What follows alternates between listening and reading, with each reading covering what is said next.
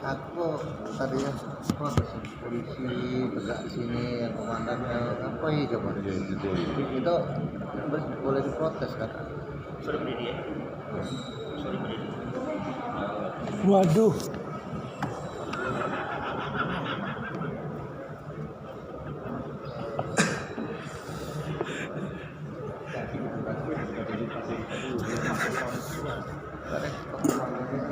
Mandir tegak di sini apa itu bisa dianggap mengganggu persidangan.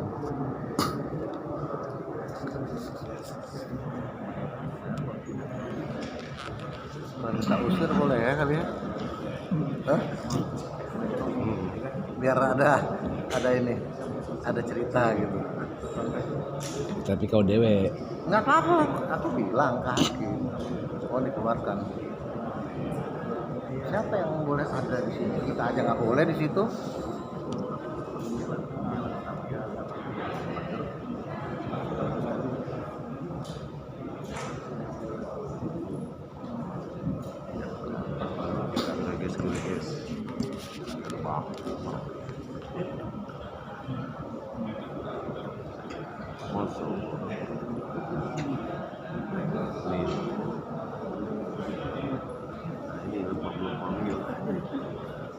Habis itu kebet kan beda.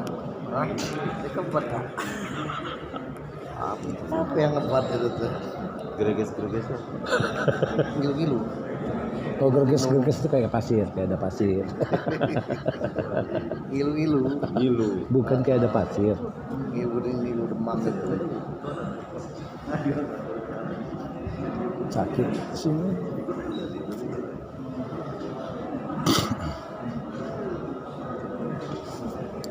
Jadi Sabtu itu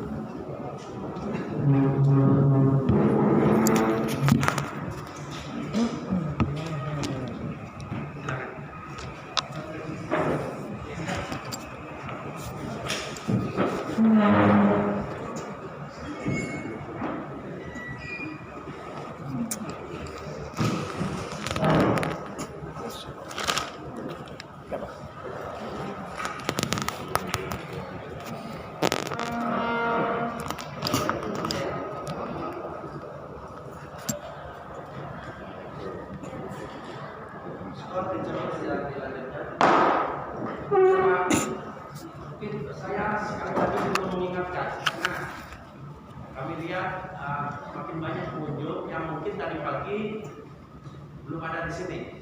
Sekali lagi kami mengingatkan agar tertib dan saling menahan diri seluruhnya ya.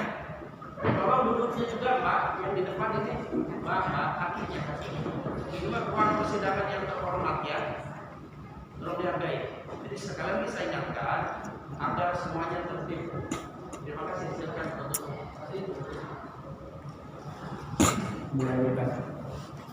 Majelis Hakim yang terhormat dan penasihat hukum yang terhormat serta pengunjung sidang yang kami hormati.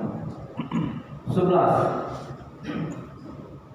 Penasihat hukum menyebut bahwa tidak ada yang boleh menghalangi kegiatan pers. Bahwa keberatan atau eksepsi penasihat hukum terdapat pada halaman 15 paragraf 2 baris ke-16 menyatakan bahwa pada pasal 4 ayat 1 tertulis bahwa kebebasan pers merupakan hak asasi warga negara. Artinya tidak ada yang boleh menghalangi kegiatan pers meskipun itu pemerintah. Tidak hanya itu, dalam ayat 4 dijelaskan bahwa dalam mempertanggungjawabkan pemberitaan di depan hukum, wartawan mempunyai hak tolak. Pada kenyataannya saat ini tidak ada satupun atau siapapun yang dapat menghalangi kegiatan pers. Apalagi saat sekarang ini telah menjamin kemerdekaan pers sebagaimana diatur dalam Undang-Undang Republik Indonesia Nomor 40 Tahun 1999 tentang pers. Namun pernyataan penasihat hukum terdakwa yang mengaitkan bahwa terdakwa merupakan pers yang dihalang-halangi kegiatannya itu sangat tidak berdasar dan telah dibantah oleh pernyataannya sendiri, di mana justru terdakwa dan penasihat hukumnya telah membenarkan bahwa terdakwa adalah narasumber dan bukan wartawan ketika melontarkan kata-kata spontan, termasuk melontarkan istilah antara lain dalam tanda kutip jin buang anak dan kalau pasarnya Kuntilanak Genderuwo. Dalam eksepsinya yang telah dibacakan di muka persidangan pada hari Selasa tanggal 24 Mei 2022 pada halaman 7 paragraf 2 tersebut, tidak perlu jauh-jauh membahas hak tolak karena sebenarnya terdakwa sendiri bukan wartawan. Dan dalam video-video sebagaimana telah kami uraikan surat dakwaan, tidak ada satupun nilai keberimbangan yang diterapkan oleh terdakwa. 12. Penasihat hukum menyebut dakwaan yang dituduhkan kepada terdakwa merupakan ranah dari ketentuan dalam undang-undang pers, sehingga dengan tegas pengadilan tidak berwenang untuk mengadili, melainkan harus dilakukan pemeriksaan secara berjenjang melalui dewan pers terlebih dahulu. Bahwa keberatan atau eksepsi penasihat hukum terdakwa pada halaman 15 paragraf 2 menyatakan pada pasal 4 ayat 1 tertulis bahwa kebebasan pers merupakan hak asasi warga negara. Artinya tidak ada yang boleh menghalangi kegiatan pers meskipun itu pemerintah. Bahwa penasihat hukum terdakwa terlalu melebih-lebihkan seolah menuduh pihak-pihak tertentu menghalang-halangi kegiatan pers. Disinilah letak penasihat hukum sangat bernafsu melabeli pemerintah adalah pihak yang menghalangi kegiatan pers hanya untuk membenarkan perbuatan terdakwa sendiri. Padahal pada kenyataannya di luar sana kegiatan pers masih berjalan dengan bebasnya tanpa ada satu pihak manapun yang menghalangi kegiatan pers tersebut. Nota keberatan atau eksepsi terdakwa melalui penasihat hukumnya telah menggeneralisir suatu proses hukum biasa yang dihadapi diri terdakwa sebagai bentuk kewajibannya selaku warga negara yang harus mempertanggungjawabkan perbuatan pidana yang telah dilakukannya. Menjadi seolah-olah bahwa pers secara universal dihalangi kegiatannya. Bahkan itu menjamin kebebasan setiap insan pers telah dibentuk Dewan Pers Republik Indonesia, sehingga janganlah penasihat hukum mengiringi opini yang menyesatkan dengan merusak tata berpikir berdasarkan peraturan perundang-undangan yang berlaku.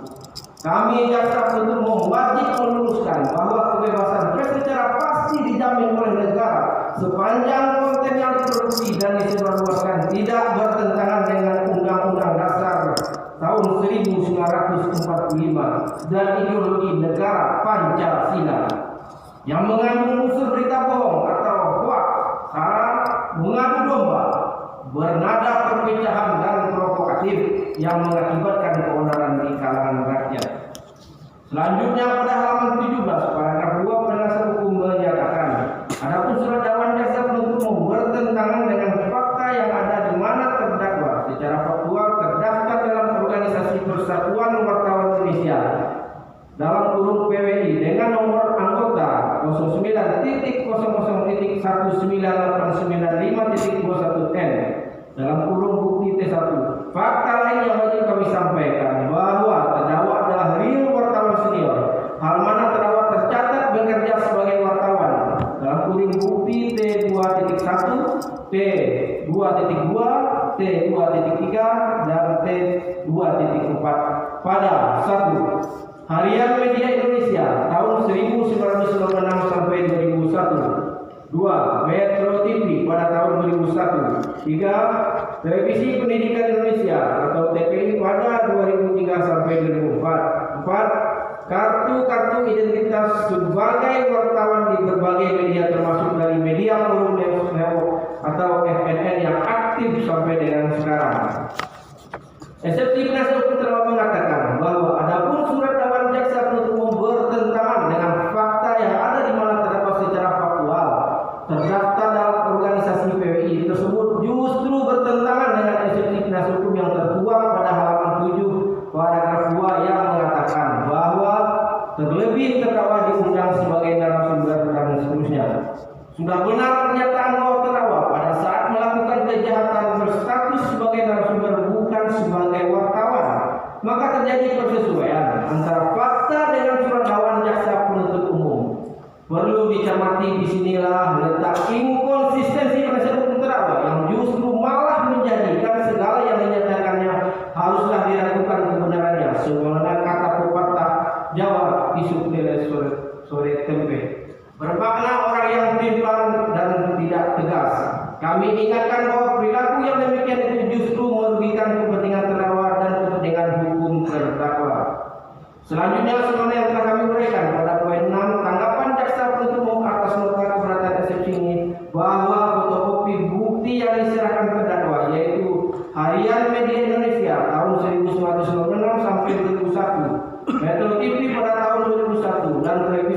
Pendidikan Indonesia atau TPI pada 2003 sampai 2004. Bukti-bukti tersebut hanya membuktikan bahwa terdakwa adalah wartawan pada tahun-tahun yang lampau. Sedangkan kartu-kartu identitas sebagai wartawan baik dari PWI maupun kartu lainnya adalah bukan bukti otentik dan tidak cukup untuk membuktikan bahwa terdakwa adalah seorang wartawan. Lebih jelasnya supaya terdakwa dan penasihat hukum membaca kembali uraian kami pada poin 6 secara lebih teliti sehingga nanti memahami. Insan pers yang tergabung di antaranya dalam organisasi kewartawanan termasuk PWI akan memahami pentingnya menjunjung tinggi keagungan dan kemuliaan profesi kewartawanan yang memiliki tugas secara independen memenuhi kemerdekaan berpendapat, berekspresi, dan pers adalah hak asasi manusia yang dilindungi Pancasila, Undang-Undang Dasar 1945, dan Deklarasi Universal Hak Asasi Manusia PBB. Kemerdekaan pers adalah sarana masyarakat untuk memperoleh informasi dan berkomunikasi guna memenuhi kebutuhan hakiki dan meningkatkan kualitas kehidupan manusia. Dalam mewujudkan kemerdekaan pers itu, wartawan Indonesia juga menyadari adanya kepentingan bangsa, tanggung jawab sosial, keberagaman masyarakat, dan norma-norma agama. Dalam melaksanakan fungsi, hak, kewajiban, dan peranannya, pers menghormati hak asasi setiap orang. Karena itu pers dituntut profesional dan terbuka untuk dikontrol oleh masyarakat. Tidak seperti terdakwa dengan berlindung di balik kemuliaan profesi kewartawanan telah membuat berita bohong atau hoax atau sara mengadu domba bernada perpecahan dan provokatif yang mengakibatkan keonaran di kalangan rakyat sebagaimana terlampir dalam surat Undang-Undang Dasar Umum, di mana begitu banyaknya keonaran pro dan kontra yang timbul akibat perbuatan terdakwa. Perbuatan terdakwa tersebut justru telah mencederai kemuliaan profesi kewartawanan karena tidak menjaga kepercayaan publik dan menegakkan integritas serta profesionalisme, khususnya tidak memedomani kode etik jurnalistik berdasarkan surat keputusan Dewan Pers nomor 03/SK/PP/6 Berundang tentang kode etik jurnalistik yang telah disebutkan dalam pasal 4. Dalam tanda kutip, wartawan Indonesia tidak membuat berita bohong, fitnah, sadis, dan cabul. Izin lanjutkan. Izin melanjutkan. Selanjutnya, pada halaman 17, paragraf 2, nota keberatan atau eksepsi penasihat hukum. Tanda kutip, mengingat perkara ini adalah berawal dengan apakah pernyataan yang disampaikan terdakwa adalah produk jurnalistik, tanpa bukti yang sah, apalagi meyakinkan, tidak serta-merta penasihat hukum terdakwa menyatakan bahwa perkara ini berawal dari pernyataan yang disampaikan terdakwa adalah produk jurnalistik. Berkenaan dengan proses praktik hukum pidana, segala sesuatunya berawal dari laporan masyarakat kepada pihak yang berwenang terkait adanya suatu peristiwa yang diduga merupakan perbuatan pidana, di mana dalam hal perkara ini adalah dengan adanya laporan polisi atas perbuatan terdakwa yang menyiarkan kabar atau pemberitahuan bohong yang menerbitkan keonaran di kalangan rakyat yang mengakibatkan adanya kericuhan yang terjadi di berbagai daerah di Indonesia. Selanjutnya, dilakukan serangkaian tindakan penyidikan hingga persidangan perkara ini diproses dan bukan berawal dari pertanyaan apakah pernyataan yang disampaikan terdakwa adalah produk jurnalistik, sebagaimana nota keberatan atau eksepsi penasihat hukum tersebut.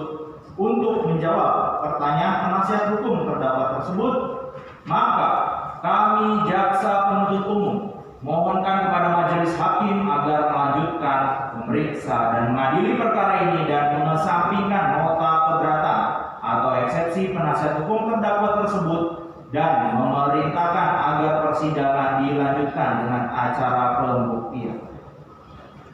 Selanjutnya, pada halaman 18 paragraf 3, penasihat hukum menyatakan, tanda kutip, Forum News Network atau FNN yang telah berbadan hukum dengan nama PT Forum Adil Mandiri sebagaimana termuat dalam Akta Notaris nomor 57 tahun 20 Desember 2021, di mana dimaksud dan tujuan perseroan ini berusaha dalam bidang diantaranya tanda kutip 3. Portal web dan atau platform digital tanpa tujuan komersil. 4. Portal web dan atau platform digital dengan tujuan komersil. Bahwa penjabaran terkait berdirinya PT Forum Adil Mandiri atau FNN, tempat bernaung terdakwa tersebut terdapat kejanggalan pada nota keberatan atau eksepsi terdakwa melalui penasihat hukum dan menjadi kontradiktif. Pertama, diawali dari berdirinya badan usaha perseroan terbatas adalah untuk urusan bisnis yang profit oriented, di mana tidak ada satupun perseroan terbatas yang didirikan tanpa tujuan komersial, sebagaimana Akta Notaris nomor 57 tanggal 20 Desember 2021. Ini merupakan awal tidak terpenuhinya keabsahan dari PT Forum Adil Mandiri secara hukum. Selanjutnya, kejanggalan yang kedua, eksepsi penasihat hukum yang hanya mendasari pada akta notaris tersebut terdapat pada inkonsistensi bidang usaha, di mana dalam satu perusahaan memiliki dua bidang usaha yang bertolak belakang, yaitu bidang usaha portal web dan atau platform digital tanpa tujuan komersial, lalu bertolak belakang dengan portal web dan atau platform digital dengan tujuan komersial.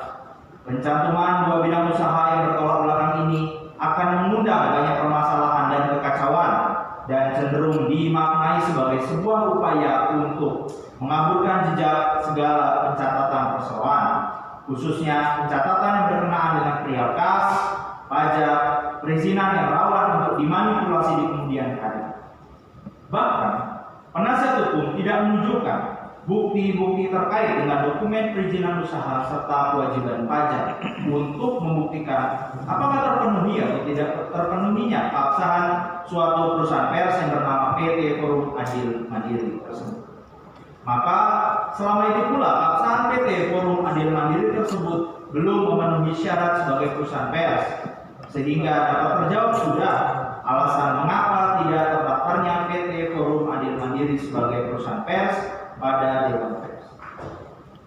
Selanjutnya, pada halaman 19 paragraf 1, penasihat hukum menyatakan tanda kutip sebagai perusahaan pers yang mempunyai itikat baik, Forum News Network atau FNN menyampaikan pemberitahuan melalui surat kepada Dewan Pers tentang penggunaan media sosial YouTube, Twitter, Facebook, dan Instagram sebagai produk dan sarana komunikasi resmi portal berita fnn.co.id tanggal 21 Desember 2020 nomor 05/DPFNN/12 Romawi 2020. Eksepsi penasihat hukum tidak konsisten dan tidak dapat dipertanggungjawabkan kebenarannya.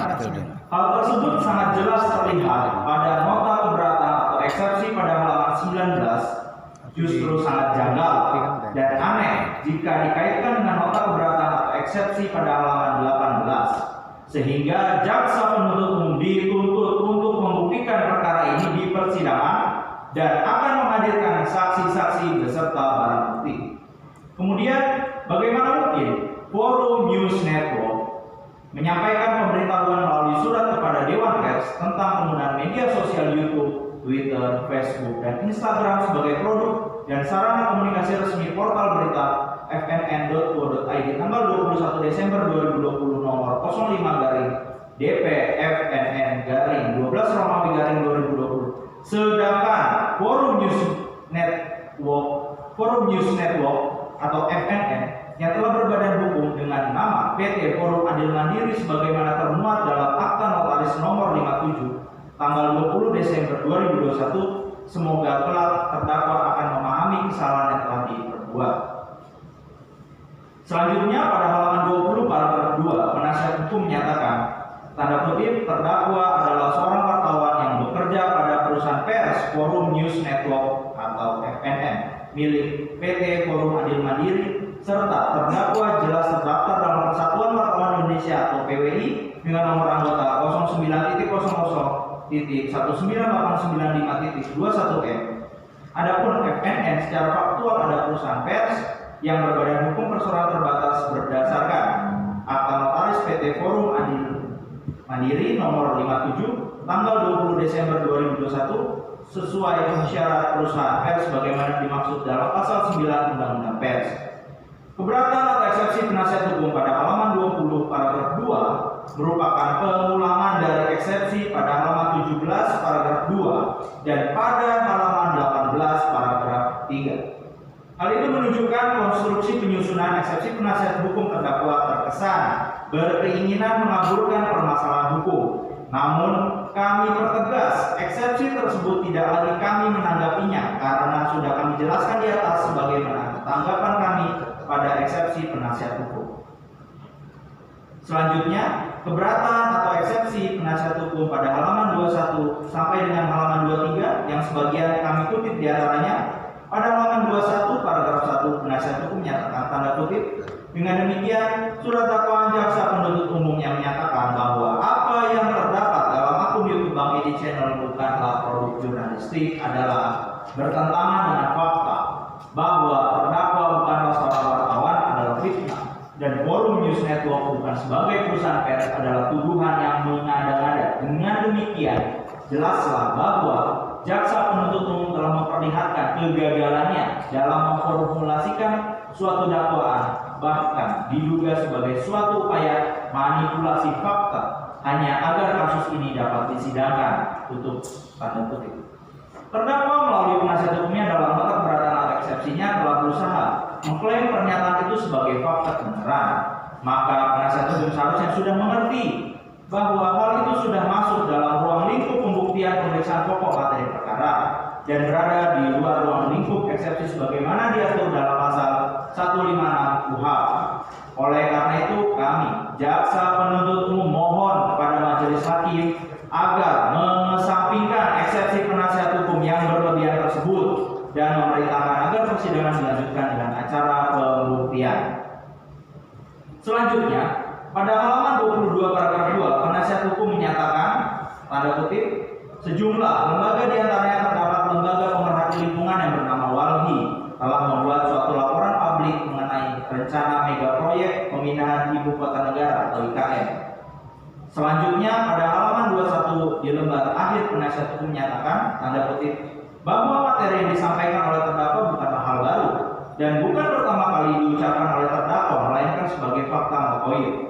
Lalu berlanjut pada halaman 22 paragraf 3, penasihat hukum menyatakan, tanda kutip, terkait 94 lubang bekas tambang batu bara yang tersebar di kawasan IKN berpotensi menjadi penerima manfaat atas proyek tersebut, yaitu sejumlah politisi nasional dan lokal beserta keluarganya yang milik konsesi industri ekstraktif. Adapun di dalam fakta notarial tersebut sejumlah nama terpampang, diantaranya ada nama Luhut Binsar Panjaitan, Setia Novanto, Yusril Ihza Mahendra, Hashim Jojo Hadi Kusumo, Lim Haryanto Wijaya Sarwono, Sukanto Tanot. Fakta notoir sebagaimana nota keberatan atau eksepsi penasihat hukum terdakwa tersebut diatur dalam pasal 184 ayat 2 KUHP yang berbunyi, hal yang secara umum sudah diketahui tidak perlu dibuktikan. Batasan pengertian fakta notoir tersebut karena tidak dijelaskan lebih lanjut dalam penjelasan KUHP. Maka kami, jaksa penuntut umum, mengutip tulisan Yahya Harap dalam bukunya berjudul Pembahasan Permasalahan dan Penerapan KUHP, Pemeriksaan Sidang Pengadilan, banding, kasasi, dan peninjauan kembali edisi kedua terbitan Sinar Grafika di Jakarta tahun 2007 halaman 276 bahwa umpamanya api panas adalah suatu keadaan yang secara umum diketahui oleh setiap orang dan lazimnya umum sudah mengetahui. Takaran minuman keras tertentu dapat memabukkan. Jika terjadi suatu peristiwa di mana seseorang meminum minuman keras dalam takaran tertentu, resultannya peminum akan mabuk. Dalam hal-hal seperti ini, persidangan pengadilan tidak perlu lagi membuktikan karena keadaan itu dianggap merupakan hal yang secara umum sudah diketahui. Lalu, penasihat hukum melampirkan sebuah laporan publik yang diterbitkan oleh WALHI dan melabelinya sebagai suatu fakta notoir.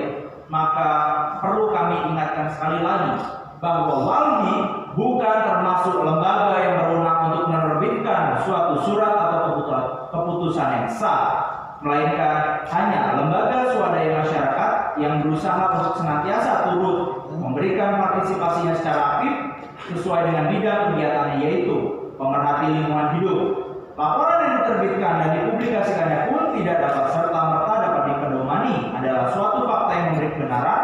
Bahkan seorang insan pers atau disebut juga wartawan atau jurnalis pun tetap harus melakukan kegiatan jurnalistik yang berimbang dan mendalam sebagai upaya untuk memverifikasi kebenaran atas laporan tersebut.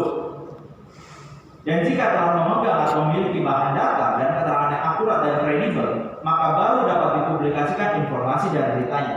Disinilah letaknya ia terdakwa yang berulang kali mengaku sebagai wartawan senior tanpa menunjukkan bukti-bukti yang sah dan meyakinkan, ternyata sama sekali tidak mencerminkan kualitas baik keterampilan maupun wawasan sebagaimana seorang insan pers sebagaimana digembor-gemborkannya selama ini.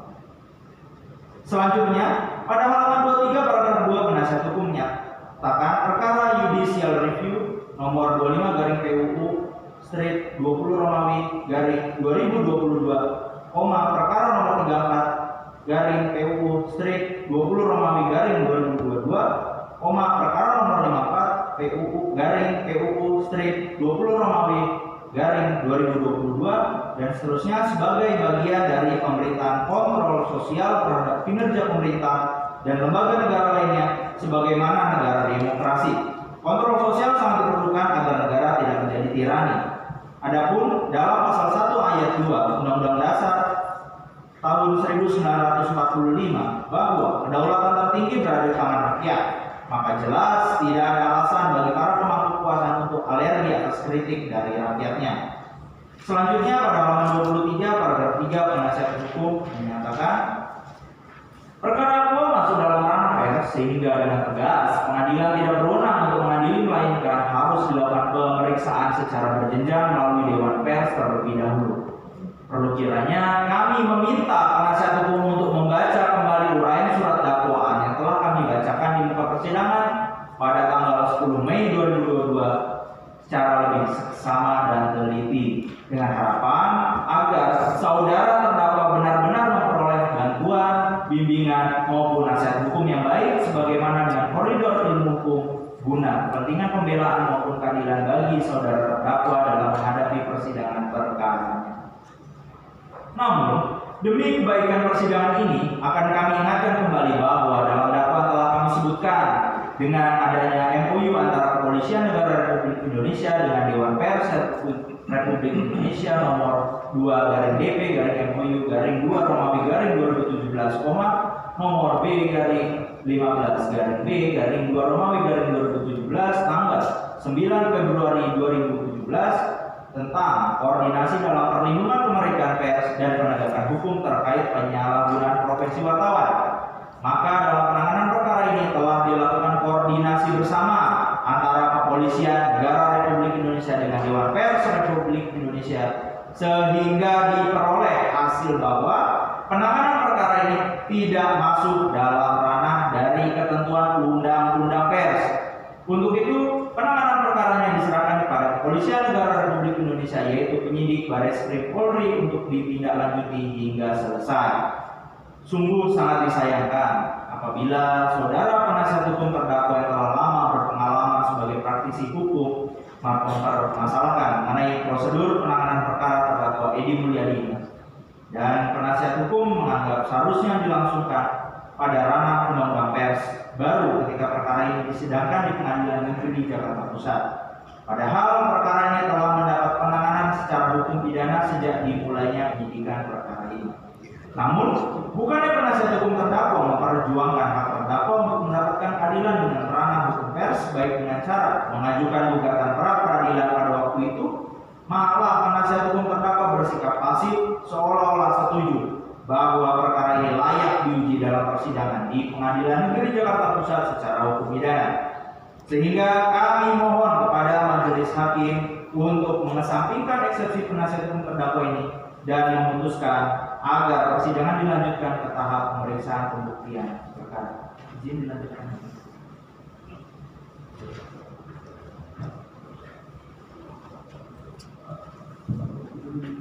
Izin dilanjutkan. Penasihat hukum poin 13 penasihat hukum menyebut bahwa dakwaan jaksa penuntut umum prematur. bahwa keberatan atau eksepsi penasihat hukum terdakwa pada halaman 24 paragraf 3 menyatakan menyangkut koordinasi terkait perlindungan kemerdekaan pers dalam pelaksanaan tugas di bidang pers. Perlu kiranya kami minta penasihat hukum terdakwa untuk membaca ulang kembali uraian surat dakwaan yang telah kami bacakan di muka persidangan pada tanggal 10 Mei 2020. Secara lebih seksama dan teliti dengan harapan agar saudara terdakwa benar-benar memperoleh bantuan bimbingan maupun nasihat hukum yang baik sebagaimana dengan koridor ilmu hukum guna kepentingan pembelaan maupun keadilan bagi saudara terdakwa dalam menghadapi persidangan perkaranya. Sebagaimana tertuang pada surat dakwaan, maka baik Bintang Wahyu Saputra dan Kalevensi menolak untuk menempuh langkah secara bertahap dan berjenjang mulai dari menggunakan hak jawab, hak koreksi, pengaduan maupun proses perdata. Sehingga jelaslah bahwa tahapan demi tahapan sudah dilalui yang seharusnya penasihat hukum bisa memahami akan hal tersebut dan bukannya malah mempersoalkan tanpa dasar dan alasan yang jelas. Selanjutnya pada halaman 25 paragraf 4 penasihat hukum menyatakan bahwa terkait perkara begitu banyak tekanan publik yang meminta terdakwa diadili tanpa menyatakan nilai hukum. Fakta adanya tekanan didapat dirunut di berbagai pemberitaan dan media sosial. Jadi masalah yang dihadapi terdakwa bukanlah masalah hukum, namun lebih sebagai persoalan sosial politik. Eksepsi penasihat hukum terlalu berlebihan dengan menyatakan perkara banyak tekanan publik yang meminta terdakwa diadili tanpa menindakkan kaidah hukum. Namun penasihat hukum sendiri tidak bisa menunjukkan tekanan publik seperti apa yang dimaksud dan kaidah hukum apa yang telah dilanggar. Justru yang senyatanya adalah bukan karena tekanan publik, melainkan akibat perbuatan terdakwa tersebutlah dalam menyampaikan opini, pendapat pribadi sendiri, malah melakukan pelanggaran hukum atau tindak pidana sebagaimana telah kami uraikan dalam dakwaan kami ke-1 primer melanggar pasal 14 ayat 1 Undang-Undang Republik Indonesia Nomor 1 Tahun 1946 tentang peraturan hukum pidana. Subsidiar pasal 14 ayat 2 Undang-Undang Nomor 1 Tahun 1946 tentang peraturan hukum pidana. Lebih subsidiar pasal 15 Undang-Undang Republik Indonesia Nomor 1 Tahun 1946 tentang peraturan hukum pidana. Dan kedua pasal 45A ayat 2 junto pasal 28 ayat 2 Undang-Undang Republik Indonesia Nomor 19 Tahun 2016 tentang perubahan atas Undang-Undang Nomor 11 Tahun 2008 tentang informasi dan transaksi elektronik.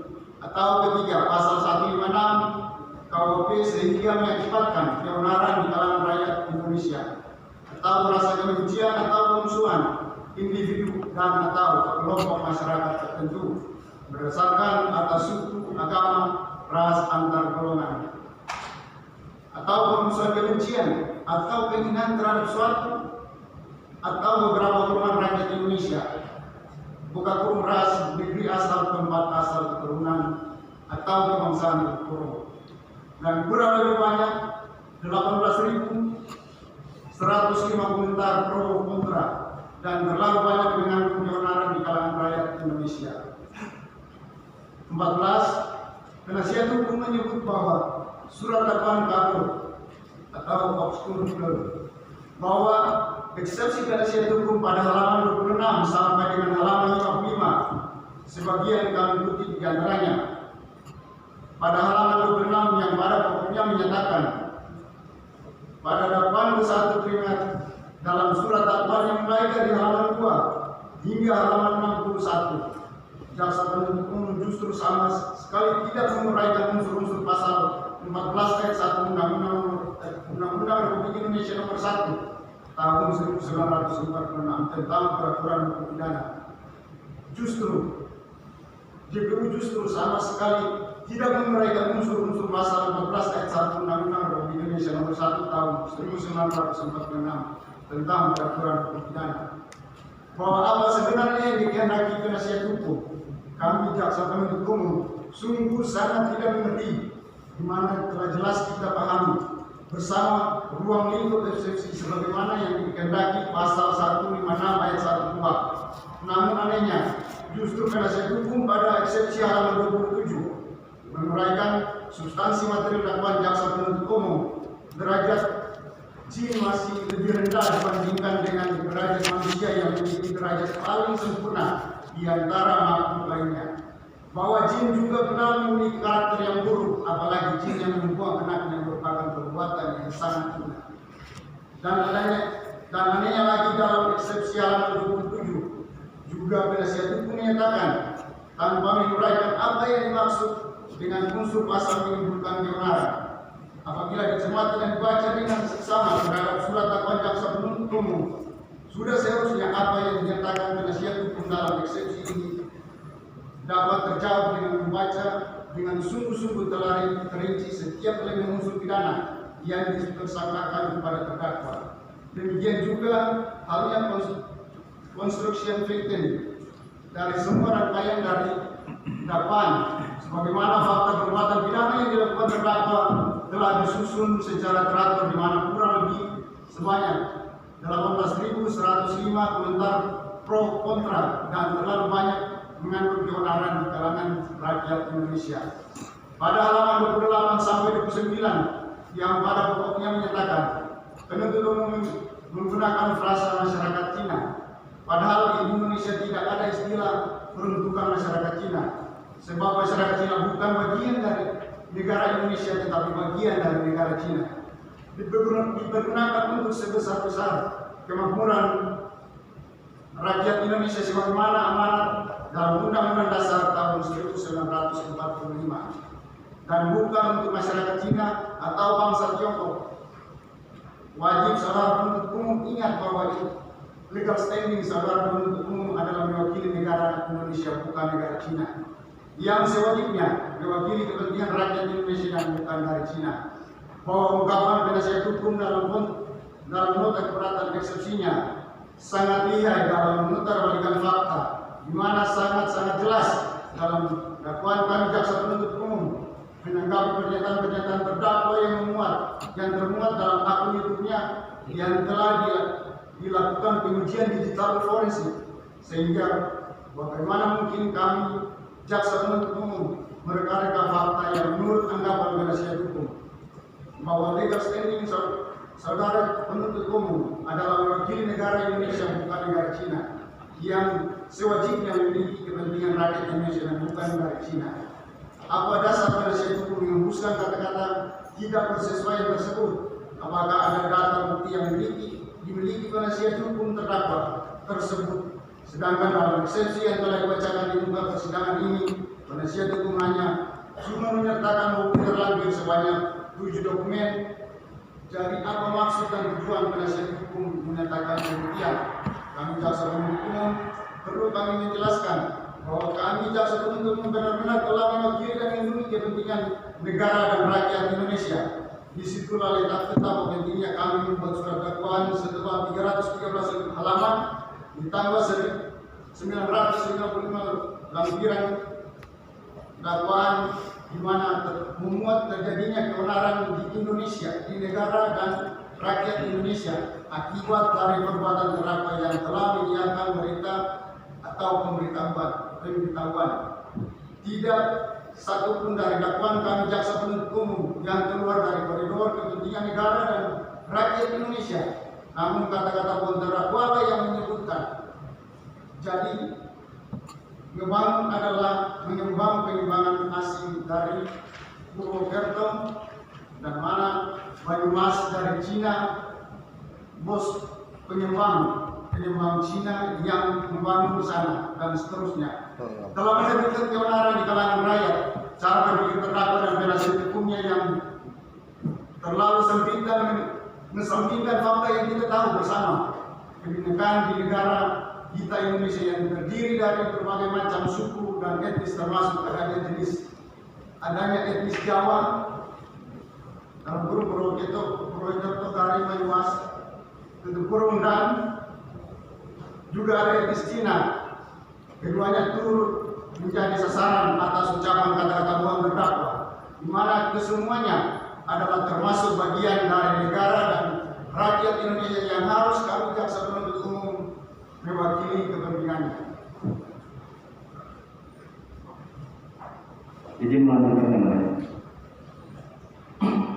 Pada halaman 30 yang pada pokoknya menyatakan dalam Persatuan Wartawan Indonesia dengan nomor anggota 09.00.19895.21M, adapun FNN secara faktual adalah perusahaan pers yang berbadan hukum perseroan terbatas berdasarkan akta notaris PT Forum Adil Mandiri nomor 57 tanggal 20 Desember 2020. Bank Edi channel YouTube sebagai produk dan sarana komunikasi resmi portal berita FN @co.id tanggal 21 Desember 2020 nomor 05-DPFNN-12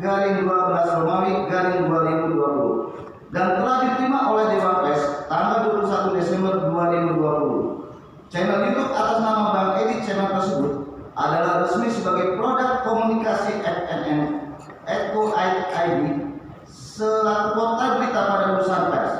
Dengan demikian bahwa surat dakwaan jaksa penuntut umum telah bertentangan dengan pasal 143 ayat 2 KUHP. Dalam eksepsi penasihat hukum pada halaman 30 ini tidak bersesuaian dengan eksepsi pada halaman sebelumnya, yaitu halaman 18 sampai 19, di mana terdapat ketidaksesuaian fakta bagaikan istilah kata tidak ada kejahatan yang sempurna atau no perfect crime. Pepatah lain yang sangat sering dan sudah pasti tidak sumir adalah sepandai-pandainya tupai melompat, sekali waktu jatuh juga, atau sepandai-pandainya menyimpan bangkai akan tercium juga baunya, atau tidak ada kejahatan yang tidak meninggalkan jejak. Disitulah letak ketidakcermatan atau ketidaktelitian penasihat hukum terdakwa dalam mengelola kata yang akhirnya justru membuat terang benderang akan perbuatan yang telah dipersangkakan kepada terdakwa yang nantinya dibuktikan oleh jaksa penuntut umum dalam pembuktian di persidangan dengan menghadirkan saksi-saksi dan barang bukti. Pada halaman 31 sampai dengan halaman 33 yang pada pokoknya menyatakan sebab terhadap 4 link berita tersebut di atas bukanlah dilakukan di lokasi sebagaimana disebutkan saat konferensi pers yang terdapat pernyataan Jin buat anak bertanggal 17 Januari 2022 akan tetapi di tempat yang sangat berbeda sebagaimana disebutkan dalam surat dakwaan jaksa penuntut umum. Selain kesalahan dalam menguraikan lokasi perbuatan atau locus delicti, jaksa penuntut umum juga salah dalam hal menguraikan keterangan waktu atau tempus delicti. Karena 4 link tersebut dibuat dalam waktu yang sangat berbeda dari apa yang didapatkan oleh jaksa penuntut umum dalam surat dakwaannya. Sehingga jelas sekali bahwa jaksa penuntut umum tidak cuma dalam membuat surat dakwaan perkara aktual. Perbuatan terdakwa bukanlah merupakan suatu tindak pidana, akan tetapi masuk ke dalam ranah hukum pers. Dengan demikian dakwaan penuntut umum kabur atau obscurable. Dengan demikian bahwa surat dakwaan adalah batal demi hukum. Bahwa dalam menyusun surat dakwaan tidaklah ujuk-ujuk sesederhana dan sesempit apa yang dipahami oleh terdakwa dan penasihat hukumnya. Dalam hal ini terkait jin buang anak sebagaimana yang dieksepsikan oleh penasihat hukum terdakwa, baru kita pahami bersama bahwa eksepsi penasihat hukum terdakwa ini di luar pasal 156 ayat 1 KUHP. Karena eksepsi tersebut telah masuk ke substansi atau suatu telah masuk ke substansi atau pokok perkara, dan untuk menjawab ketidakpahaman saudara terdakwa dan penasihat hukumnya justru perlu dilakukan pemeriksaan pembuktian di muka sidang pengadilan negeri Jakarta Pusat. Sehingga kami mohon kepada majelis hakim untuk mengesampingkan eksepsi penasihat hukum terdakwa ini dan memutuskan agar persidangan dilanjutkan ke tahap pemeriksaan pembuktian perkara. Bahwa di dalam penanganan perkara pidana delik biasa, penyidik kepolisian negara Republik Indonesia setelah adanya laporan polisi dan alat bukti permulaan yang cukup, maka membuka penyidikan untuk menindaklanjuti perkara dimaksud. Di sisi lain, jaksa penuntut umum saat itu juga disebut jaksa peneliti turut melakukan pra penuntutan terhadap penyidikan perkara dimaksud. Maka seiring dengan perkembangan penyidikan atau pemeriksaan saksi-saksi dan alat bukti lainnya, diperoleh fakta hukum yang memenuhi unsur-unsur pasal sangkaan.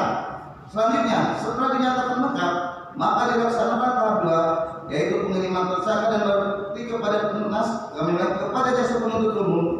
Maka saat itulah jaksa penuntut umum menyusun dakwaan berkar alat bukti dan fakta hukum yang termuat dalam berita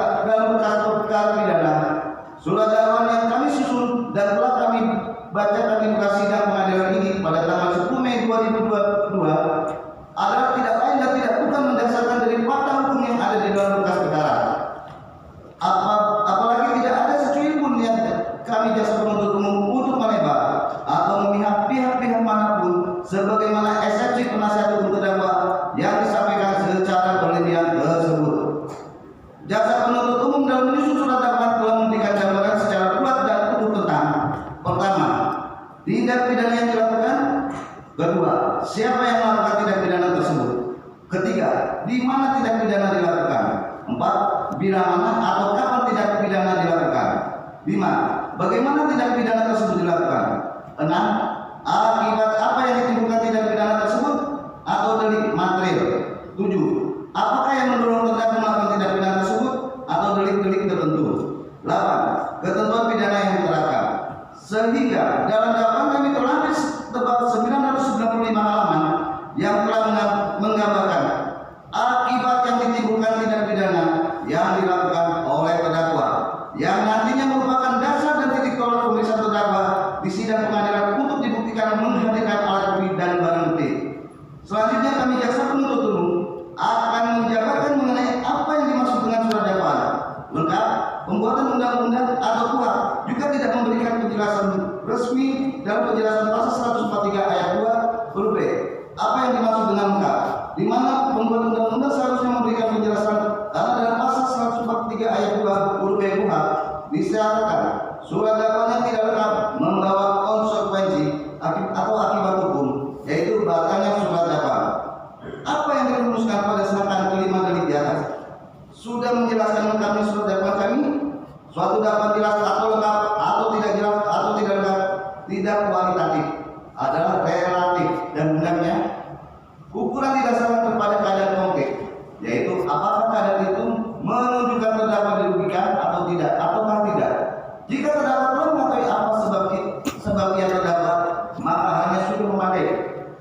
Hukum Acara Pidana Indonesia, edisi revisi Profesor Dr. Andi Hamzah, Sarjana, cetak 5 Maret 2006, halaman 169.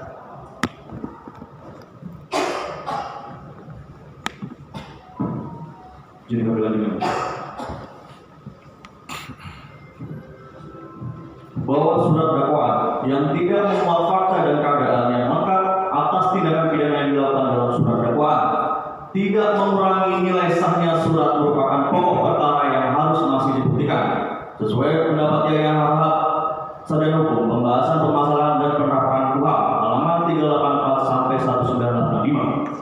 Hal tersebut sesuai dengan jurisprudensi Mahkamah Agung Republik Indonesia nomor 36/KR/1968 yang menegaskan walaupun surat dakwaan tidak menyebutkan fakta dan keadaan yang menyertai perbuatan yang dituduhkan tidak secara lengkap tergambar, tidak dengan sendirinya mengakibatkan batalnya tuduhan atau material fact tetap sama.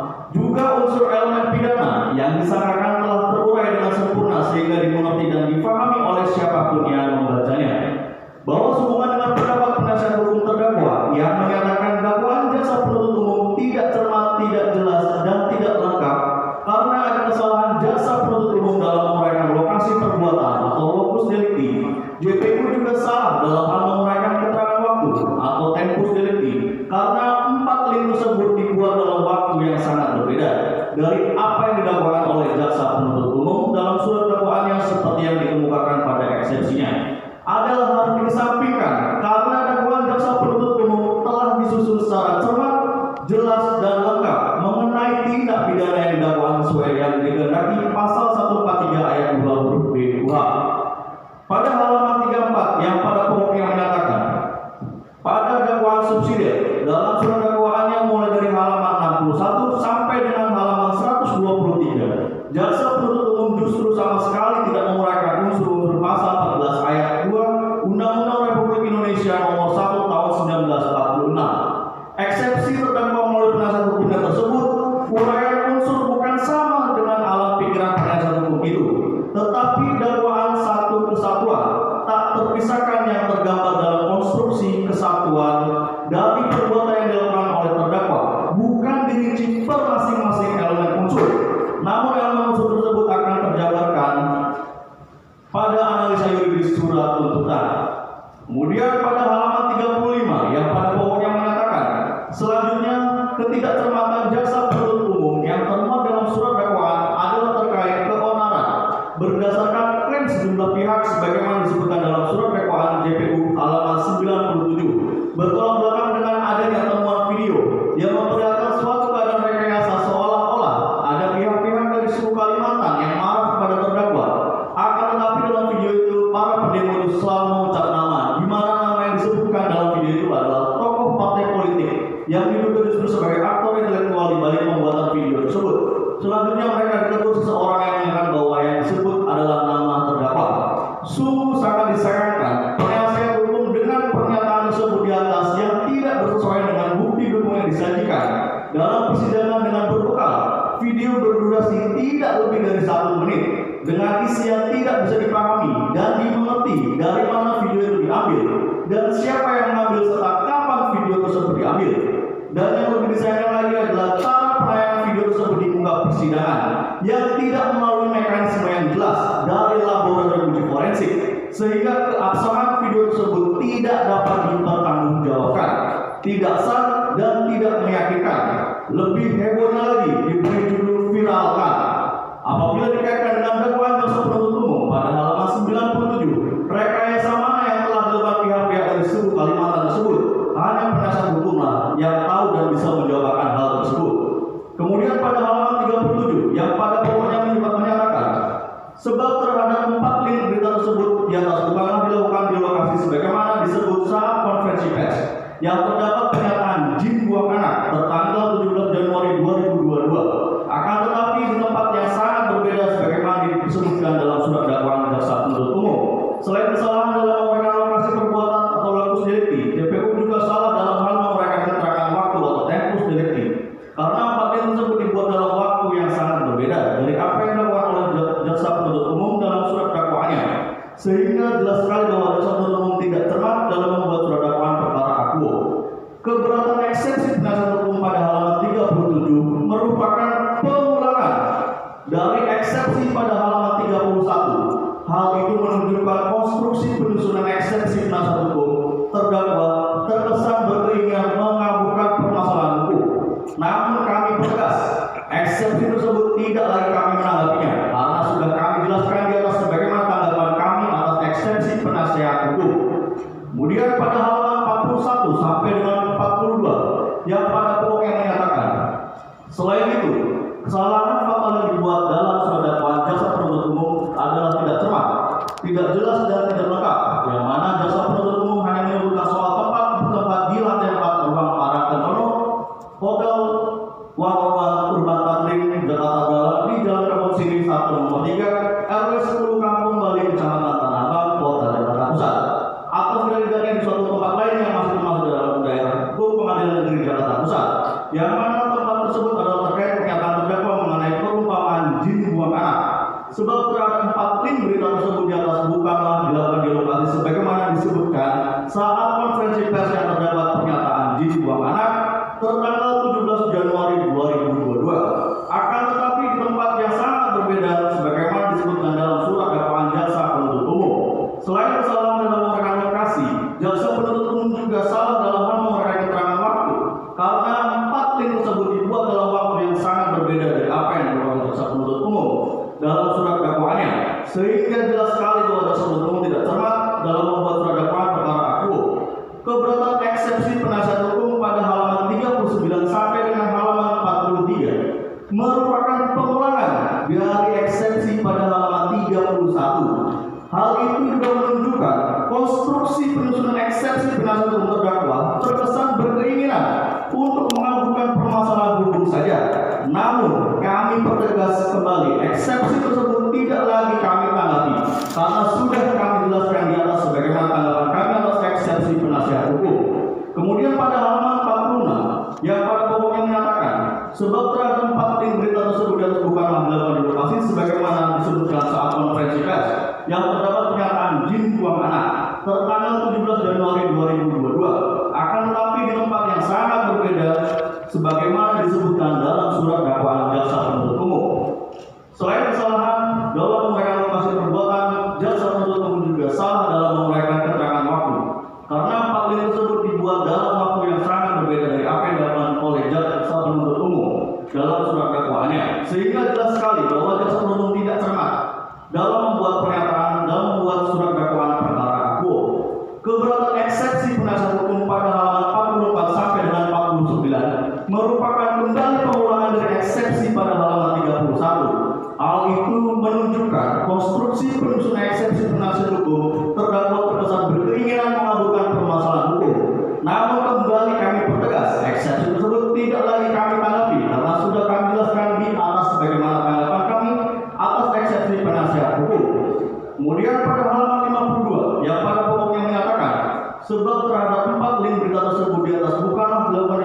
sebagaimana disebutkan saat konferensi pers yang terdapat pernyataan jin buang anak tertanggal 17 Januari 2022. Akan tetapi yang